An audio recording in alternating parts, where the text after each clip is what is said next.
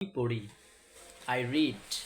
আমি পড়ি, আমি কাজী নজরুল ইসলামের লেখা একটি বই পড়ি। I read a book written by Kazi Nazrul Islam. আমি আমার পড়ার ঘরে কাজী নজরুল ইসলামের লেখা একটি বই পড়ি। I read a book written by Kazi Nazrul Islam in my reading room. আমি আমার পড়ার ঘরে কাজী নজরুল ইসলামের লেখা একটি বই পড়ি আমার বোনের সাথে। I read a book written by Kazi Nazrul Islam in my reading room with my sister. আমি কাজী নজরুল ইসলামের লেখা একটি বই পড়ি আমার পড়ার ঘরে আমার বোনের সাথে চেয়ারে বসে। I read a book written by Kazi Nazrul Islam in my reading room with my sister by sitting on a chair silently for gaining knowledge।